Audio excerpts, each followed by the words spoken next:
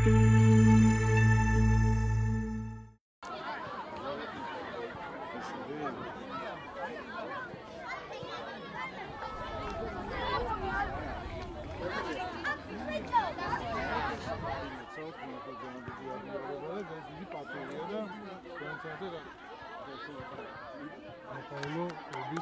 ნაციაში უეფას-გან ძალიან გიხარია და გილოცა.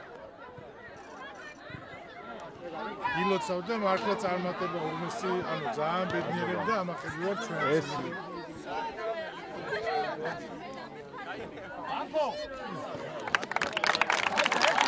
ყოველწლიურად, როდესაც აჯილდოებენ საუკეთესო კლუბებს, საუკეთესო პროექტებს და მათ შორის დღეს კვარტალი გახდა სამოყვარულო საუკეთესო გუნდი სამოყვარულო ფეხბურთში მასობრივი ფეხბურთის განვითარებისთვის და მიიღეს ბრინჯაოს მედალი, რაც ძალიან დიდი პატივი არის და მე მინდა მიულოცო კიდევ ერთხელ ამარაჩვეულებრივი კლუბის ხელმძღვანელებს, თითოეულ მოთამაშეს, გოგონებს, ბავშვებს, ბიჭებს, ყველა ვინც ჩართულები არიან ამ პროექტში.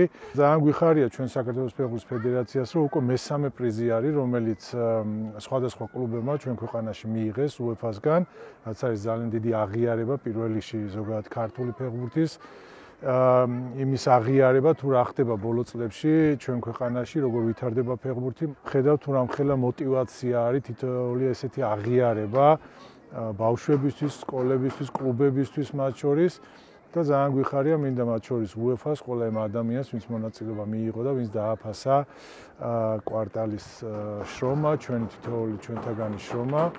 მადლობა გადაუხადო მათ და პირდებით ყველას მომავალში აუცილებლად გავაგზავნებთ ამ გზას და დარწმუნებულია ბევრ ასეთ საინტერესო და მნიშვნელოვან პრიზს ჩამოვიტან ჩვენ ქვეყანაში. დღეს ძალიან კარგი დღეა ჩვენთვის. ჩვენ შევიკრიბეთ იმისთვის, რომ მიგვეღო პრიზი, რომელიც გადმოგცვა საქართველოს ფეხბურთის ფედერაციამ. ეს ჯილდო არის ჩვენთვის ძალიან მნიშვნელოვანი, რომელიც UEFA-ს ჯილდო არის.